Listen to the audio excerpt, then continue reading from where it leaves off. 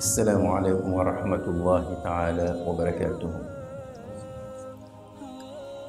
الحمد لله رب العالمين، والصلاة والسلام على رسول الله الأمين وعلى آله وأصحابه ومن دعا بدعوته واستنى بسنته إلى يوم الدين، وبعد.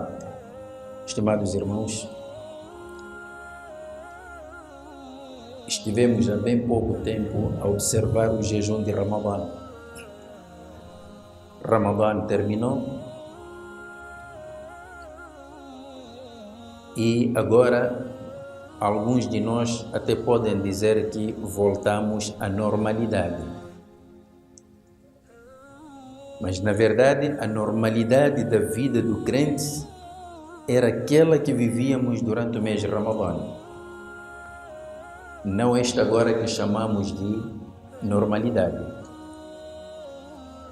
Porque o normal do crente é viver este espírito de ibadah, estar sempre ligado a Allah, ligado ao Islã. Isto aqui é o normal. Por essa razão, estimados irmãos, terminou Ramadã, mas o ibadah não terminou.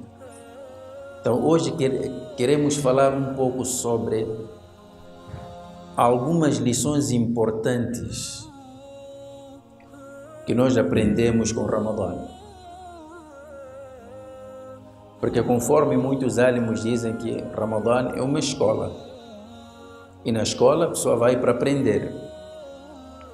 Mas para chegarmos a essas lições, ou algumas dessas lições que nós aprendemos durante o Ramadã, gostaria de recuar no tempo para falar-vos de um dos companheiros do Nabi sallallahu alaihi wasallam que participou na batalha de Al-Qadisiyah.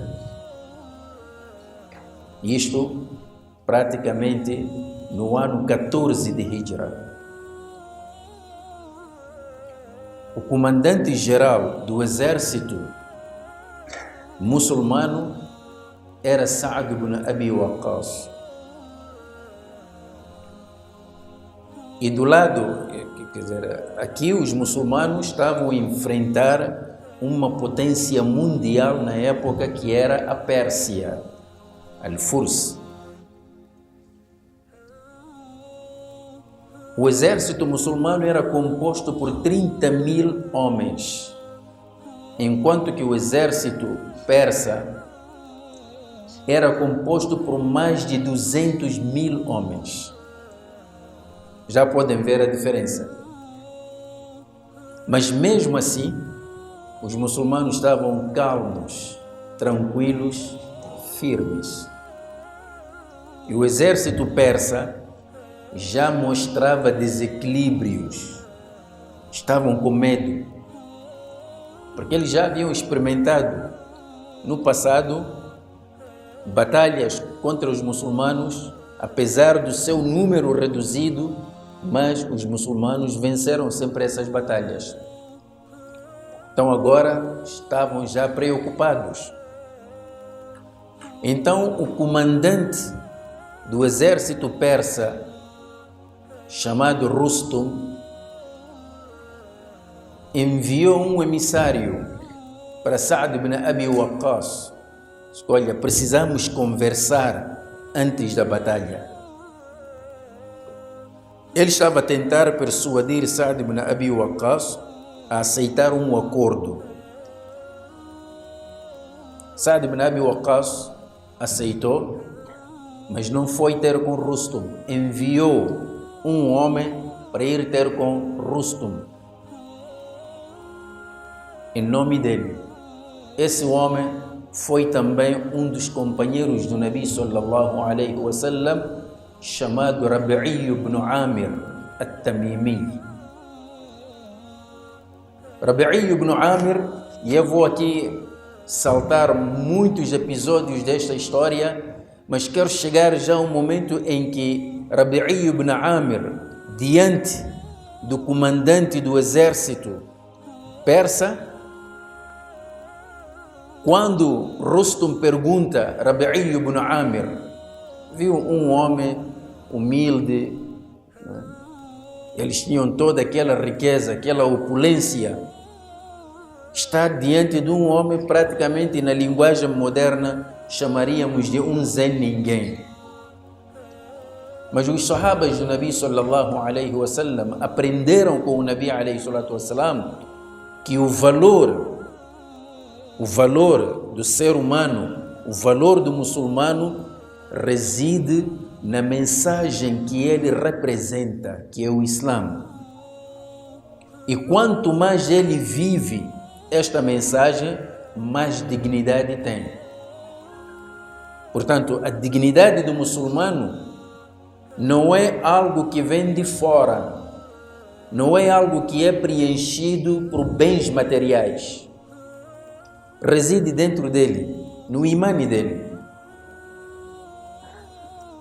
Então Rustum pergunta a Rabi'i ibn Amir: Ma ja'a bikum?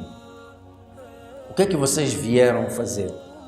Vocês saíram do vosso deserto, saíram da Arábia e vieram aqui para as nossas terras ricas, com esta grande civilização persa, com toda a pujança material que esta potência tem. O que é que vocês vieram fazer?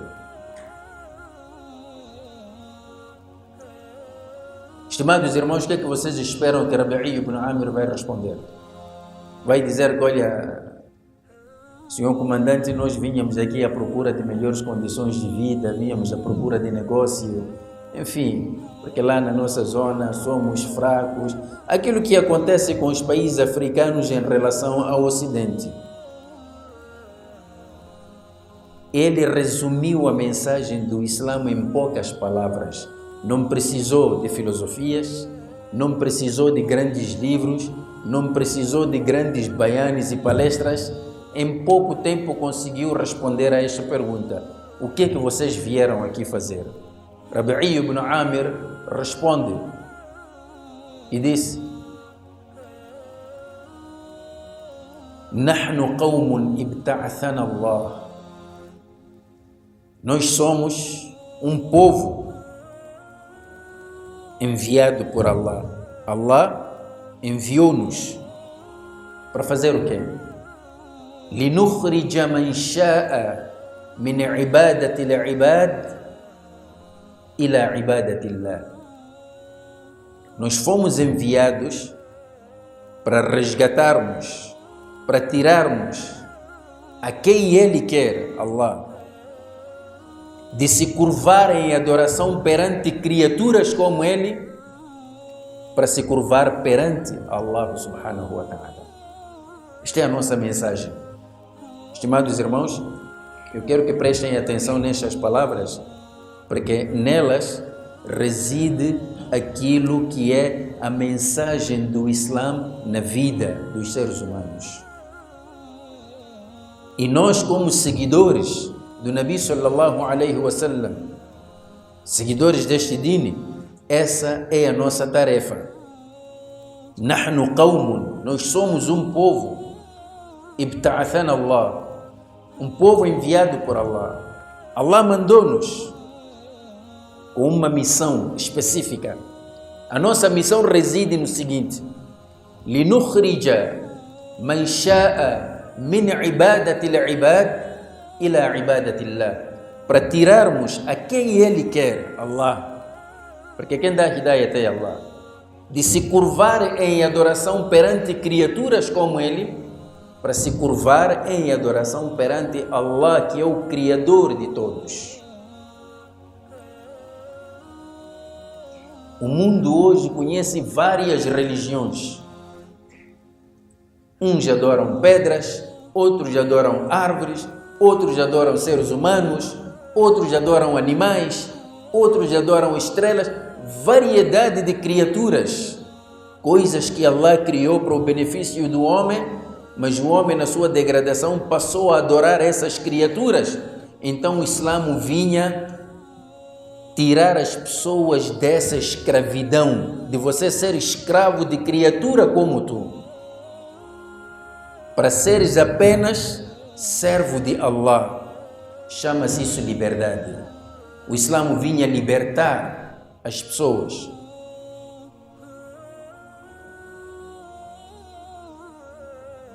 وَمِنْ جَوْرِ الْأَدْيَانِ إِلَى عَدْلِ الْإِسْلَامِ. Este é o segundo ponto.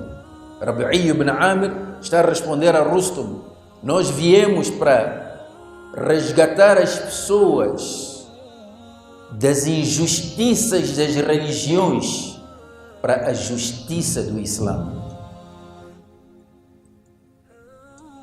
O que o Islã persegue no mundo é a justiça, e hoje nós estamos a viver um mundo cheio de injustiças.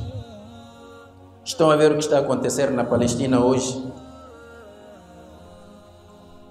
O que está a acontecer hoje na Palestina é precisamente a marca do colonialismo. E uma potência como a América, o que é que faz? Não escondeu o seu posicionamento a favor de Israel contra inocentes de palestinos, homens e mulheres, crianças e velhos. E isto estamos a falar em pleno século XXI, onde temos Conselho de Segurança das Nações Unidas e outros organismos, organizações internacionais, num mundo que se fala de direitos humanos, tudo mais. Hoje ninguém consegue travar Israel daquilo que está a fazer, aquela massacre.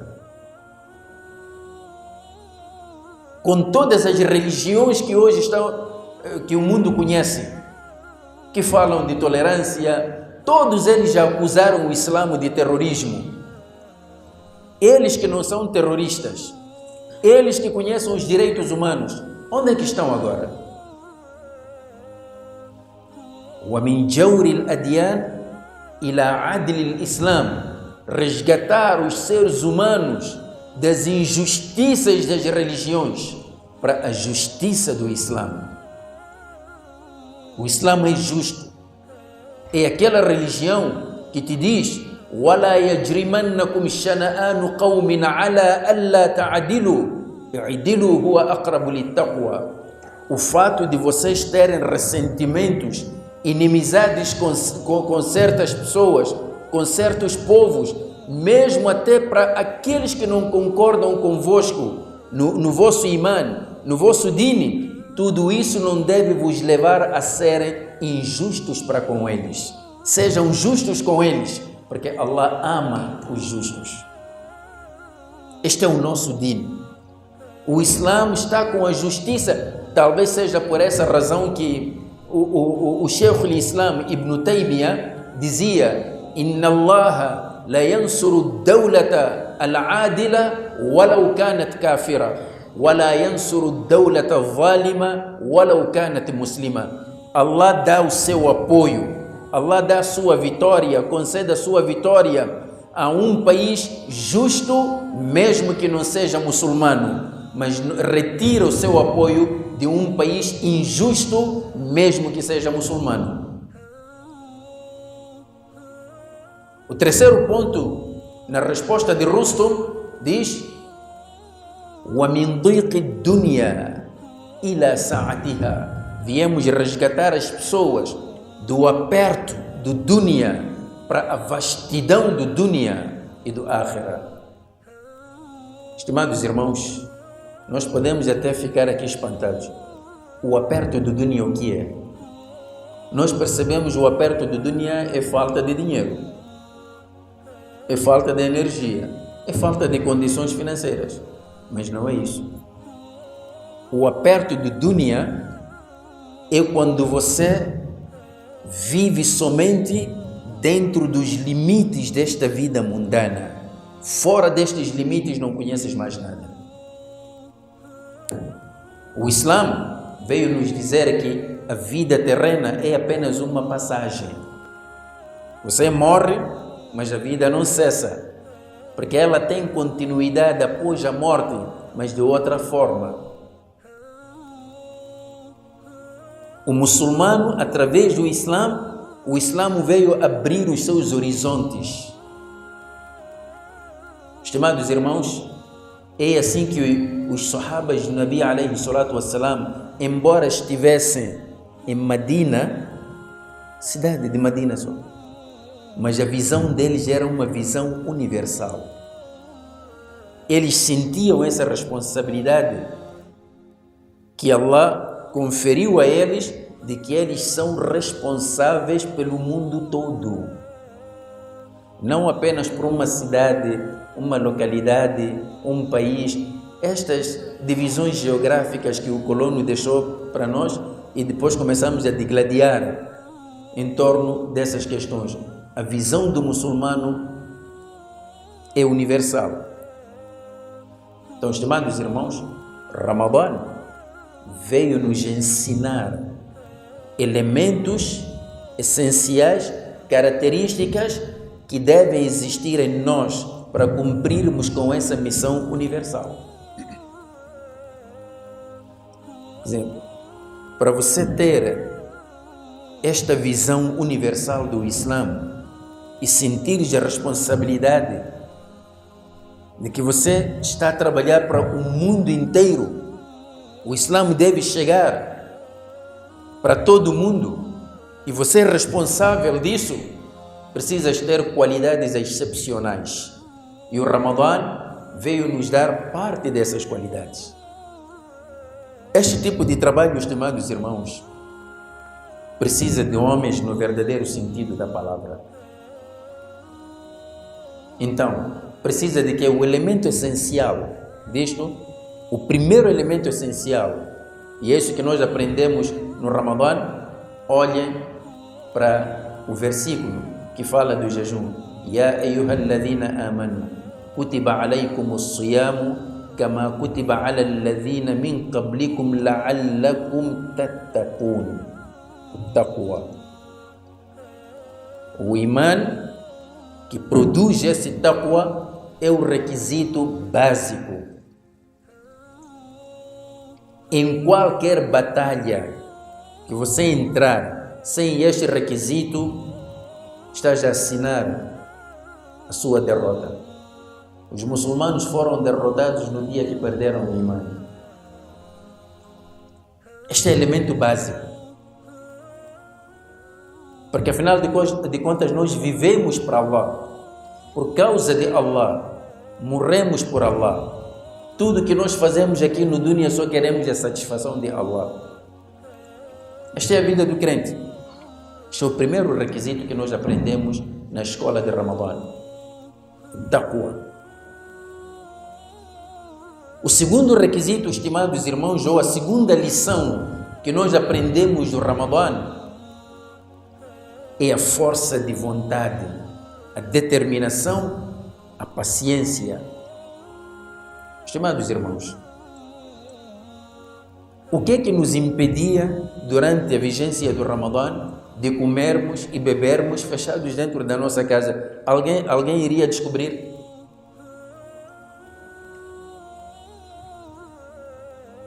Você tinha ali água, tinha comida, e ninguém pode dizer que não, eu não senti sede, não senti fome. Não é verdade, você é um ser humano. Você sentiu sede, você sentiu fome, mas algo te impediu. Era a sua determinação, a força de vontade. Essa determinação e depois o sobre que tiveste para suportares a fome, suportares a sede, suportares o cansaço. Acabavas de quebrar, minutos depois estás a correr para o Tarawih, quando podias ficar a descansar. Para que tudo isso? Porque o Ramadã vinha para cultivar e desenvolver em nós esse espírito, determinação, força de vontade. Quero, vou fazer. É isso que o Islã quer. Enquanto nós formos fracos perante os nossos caprichos e desejos, não vamos conseguir defender a mensagem do Islã. Não vamos. Porque há muitos incentivos para falhar.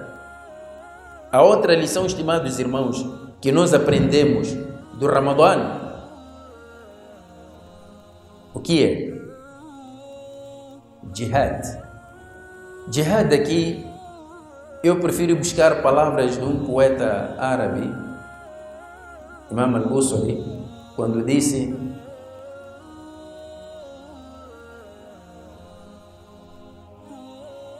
quando fala de duas coisas, na questão do jihad aqui, nós temos 2 inimigos conosco, 24 horas por dia estão conosco, 365 dias por ano.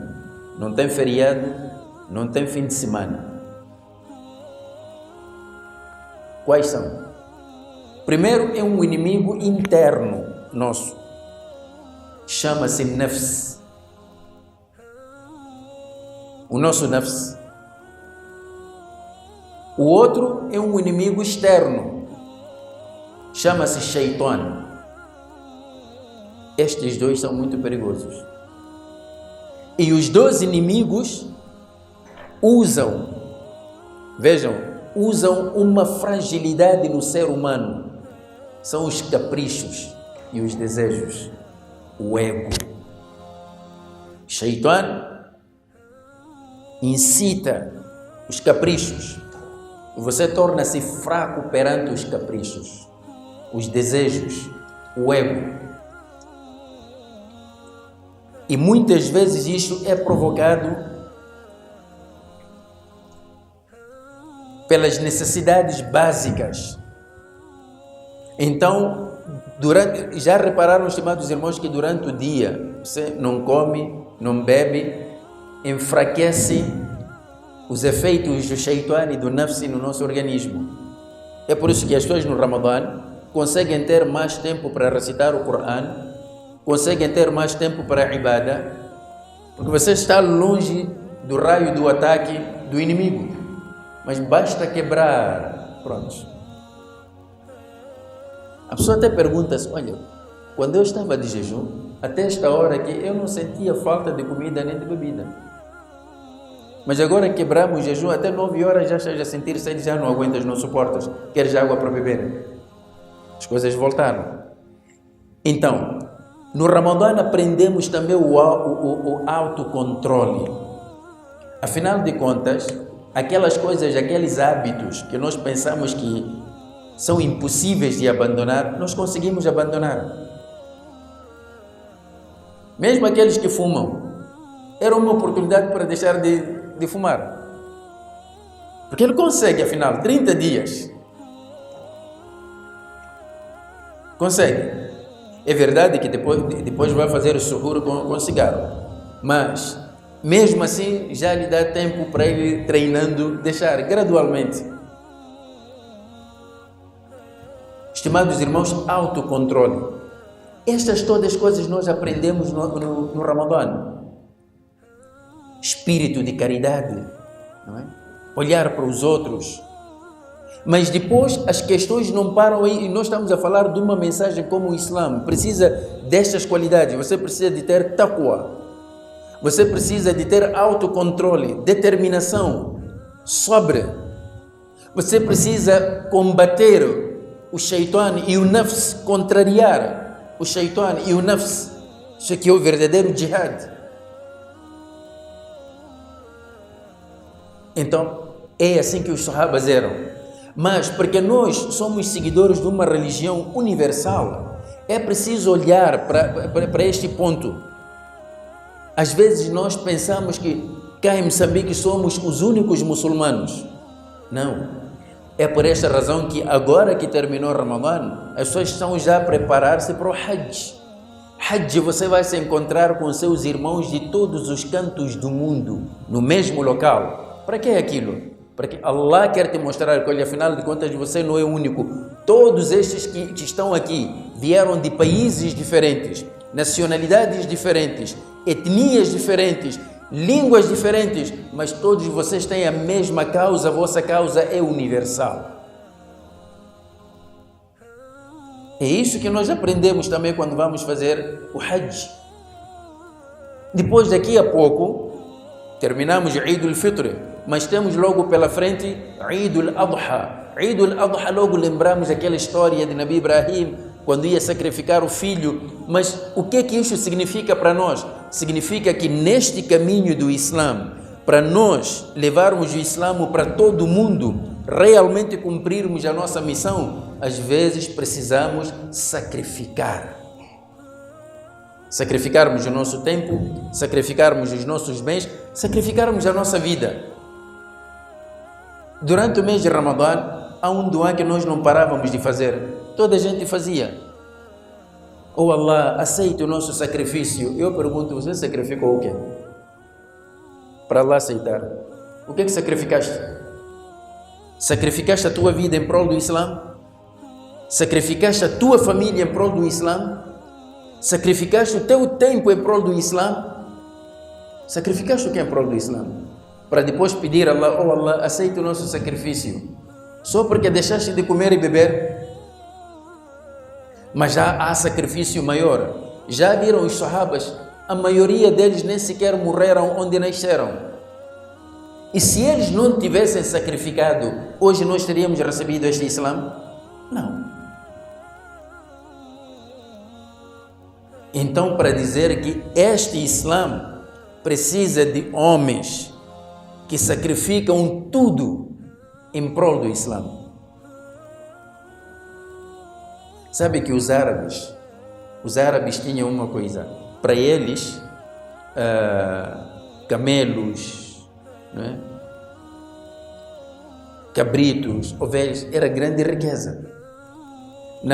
Depois da batalha de Hunayn, quando o Nabi sallallahu alaihi wasallam conquistou Meca, depois foi para a batalha de Hunayn, ele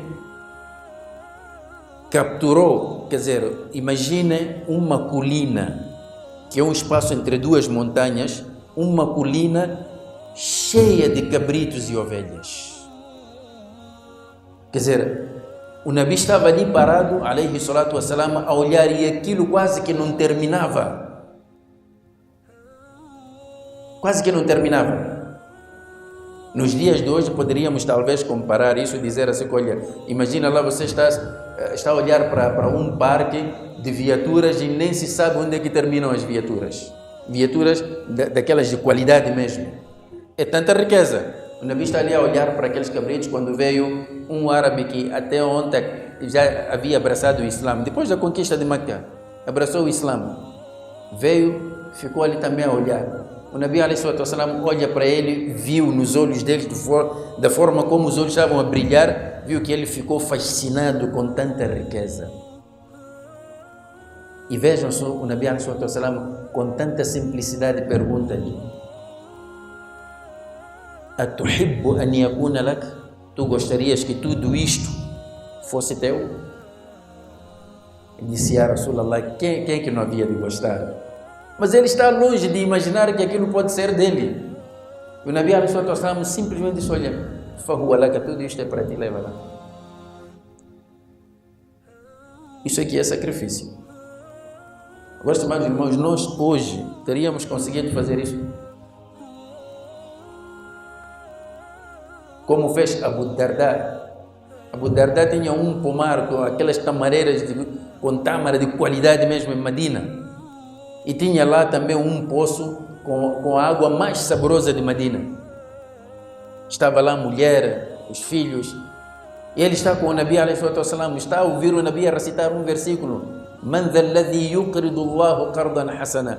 Quem acha que pode emprestar a Allah, fazer a Allah um bom empréstimo, em troca vai lhe dar o Jannat. O homem só ouviu isto. Não foi fazer istikhara para ver como é que se dá, não dá. Só foi ter com a mulher. E a Umm Darda, acabei de fechar um negócio milionário. Qual é Abu Darda? diz: acabei de emprestar esse meu pomar, dei isto para Allah subhanahu wa ta'ala em troca do Jannat. Saia.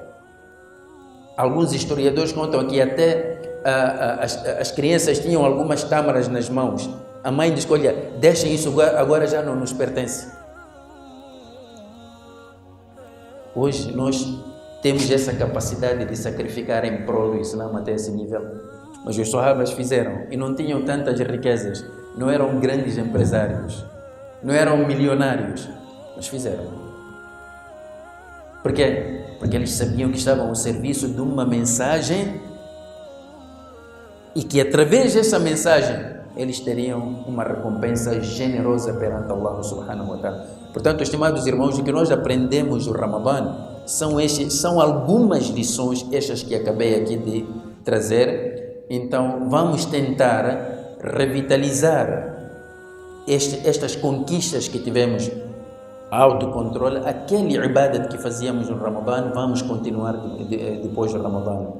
Aquele sobre que tínhamos também, vamos continuar.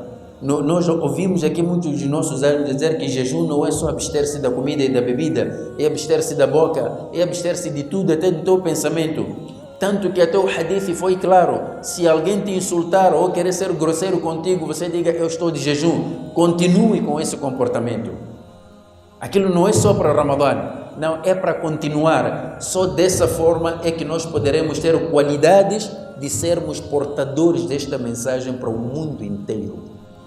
Que Allah subhanahu wa ta'ala aceite as nossas ações, aceite a nossa intenção e que Allah faça de nós verdadeiros portadores da mensagem do Islã, não só para as nossas famílias, nossas localidades, mas para o mundo inteiro. Hoje o mundo das injustiças precisa da justiça do Islã.